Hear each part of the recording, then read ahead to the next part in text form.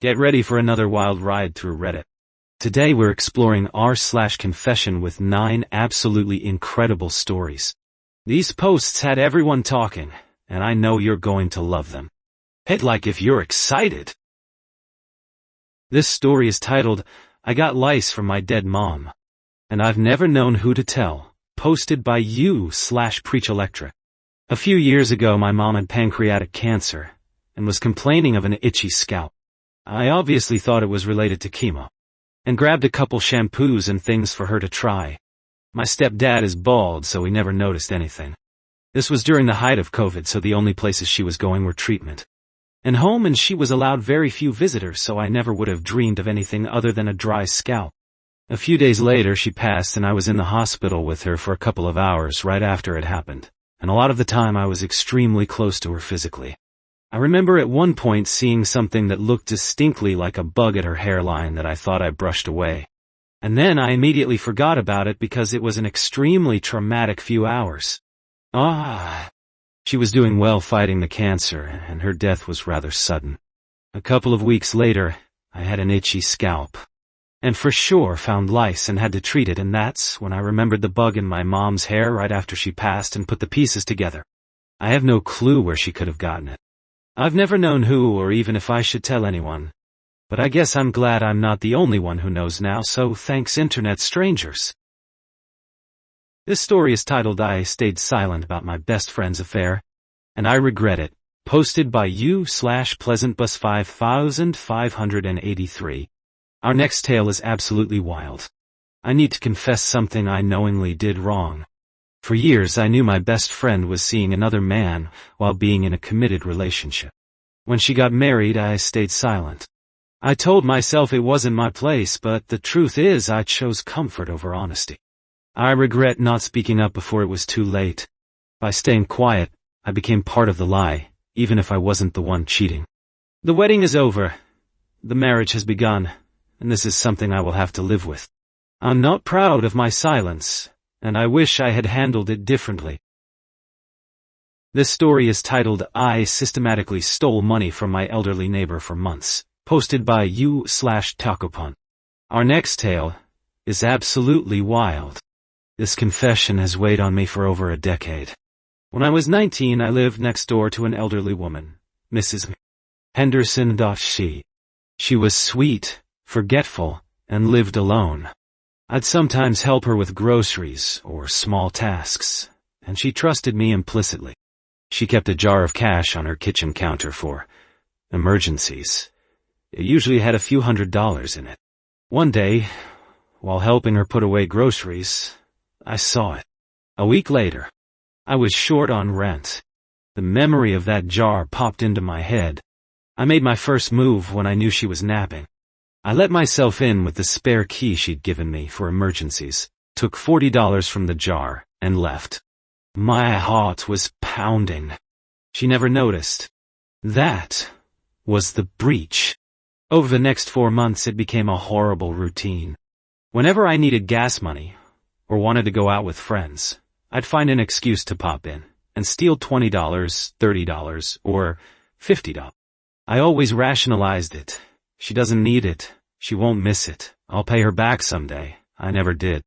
I stole from her at least a dozen times. I estimate I took between $400 and $500 in total. She sometimes mentioned, confused, that she must have spent her emergency money faster than she thought. I just nod and changed the subject, feeling like the worst person alive. I moved away for a job soon after. I heard she passed away a few years later. I never confessed, and I never made amends. I stole from a kind, trusting, vulnerable person who saw me as a helper. I violated that trust for pure selfish convenience. There is no excuse. I was a predator to someone who deserved protection. The guilt has never left me. I am profoundly ashamed and sorry for what I did. I don't deserve forgiveness, but I had to finally admit it. This story is titled I Ran Away From Home, and Lived in an Airport for a Few Months, posted by you/BoldXBrave. Let's jump into another amazing story. I won't say which airport I used because I don't want copycats. I was really delusional and immature at the time. I got into a heated argument with my parents. It escalated to the point they said I was going to go to jail. I freaked out about the idea of being incarcerated and fled. I took a flight to another jurisdiction. At this jurisdiction's airport, I saw people sleeping around, waiting for their next flight. It gave me the idea that I could do the same thing, and pass off as someone just in between flights. It worked for a few months, and I'm sure the people at the airport knew, but didn't care as long as I didn't bother anyone. During the day, I'd either take the bus or walk out of the airport to the nearest neighborhood, and scavenge around for loose change, or I'd go swimming at the nearby beach. I lost a lot of weight then, but eventually I grew strained, frustrated, and bored living at the airport, so I decided to fly back home. It was a complete and utter waste of time, and I feel like an idiot for having ever done it. But I was dumb, reckless, and desperate, and I'm just glad I got it out of my system, so I can live a normal life to this day. I carried around all my belongings in a cooler, and slept on a blanket on the floor at night. No one said anything, and one person even left me food once while I was asleep. Sometimes during the day I'd volunteer at the local outdoor library just to pass the time. The whole experience feels like a fever dream, and I am lucky to even be alive.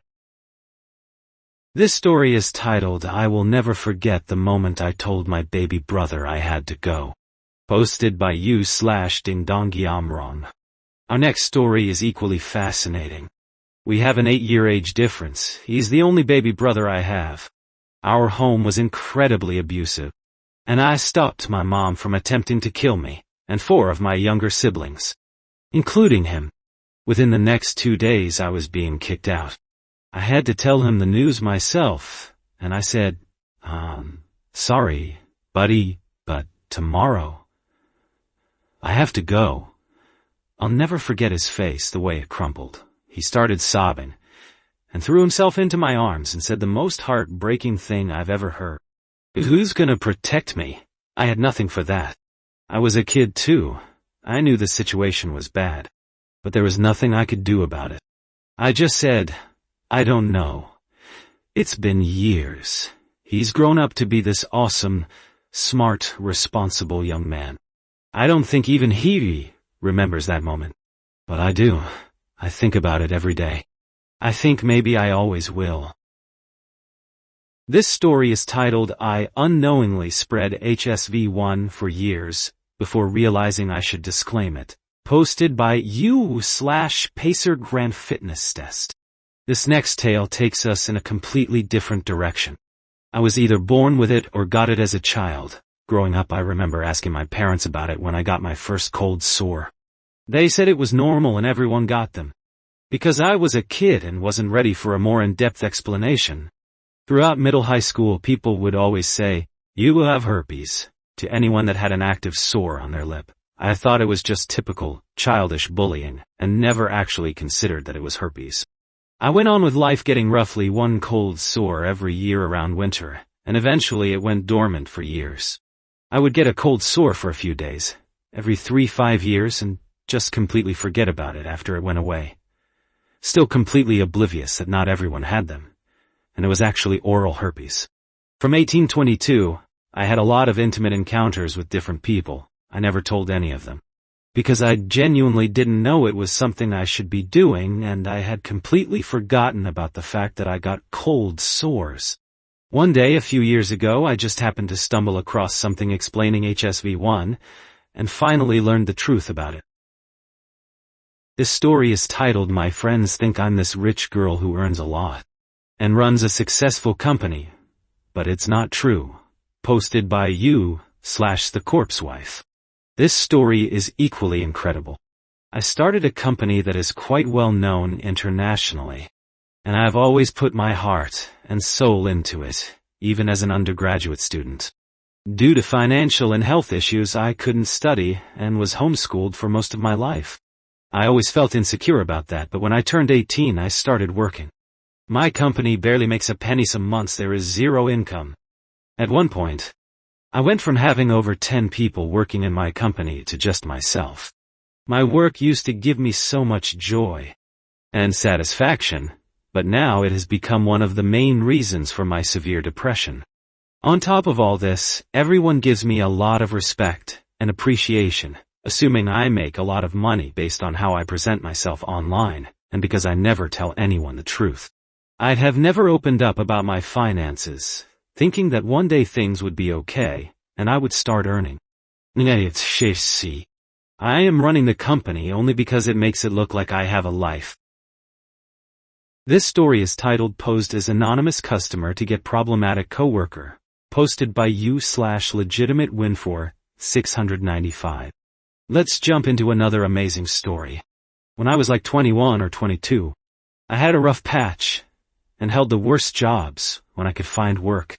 I was an assistant manager at Super America. Had this rockhead cashier named Kevin who would get into it with customers for no reason. The manager I worked for was more concerned with me knowing my place beneath him than listening to anything I had to say. One day this guy buys smokes from Kevin. Pay with all $1 and they are crumpled. Kevin tells the guy, "Next time, uncrumple these yourself." Guy told him where to go. And Kevin is talking about coming across the counter at him. I sent an email posing as a customer that saw the whole thing. Next day, no more Kevin. Today I would play this more legit. Either way, he had to go. This story is titled, I've known a guy for 5 years. And I keep forgetting him. Posted by u/Throra Mermaid. And now for our final story of today. About 5 years ago, I was at a gathering with friends, and I introduced myself to a guy I hadn't met before. He was a friend of a friend. I said, "Hi, nice to meet you. I'm redacted." He said something like, "Hi, yeah, actually we've met about 5 times before." I was so embarrassed. I'm not good with names, but I have always prided myself on remembering faces. I can remember people from age 3 and up, even if I haven't seen them since I was 3.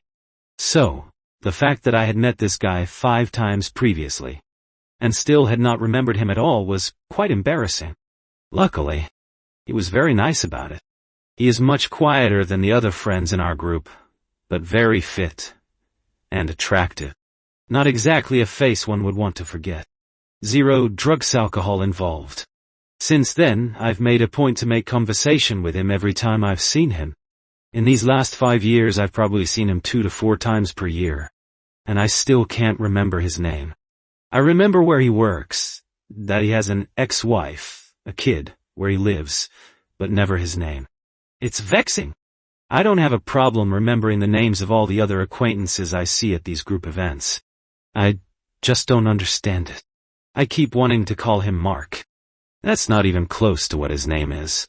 My friend thinks it's because he looks slightly like Mark Wahlberg, which I didn't notice until they said it. I keep having to ask our mutual friends his name. At this point, if they were to reveal to him that I can't remember his name after 5 years, I would be absolutely mortified. I'm going to write his name in my notes app now. That wraps up today's incredible Reddit stories compilation. If you enjoyed these amazing tales, hit like and subscribe for more daily content. What was your favorite story? Let me know in the comments. Thanks for watching.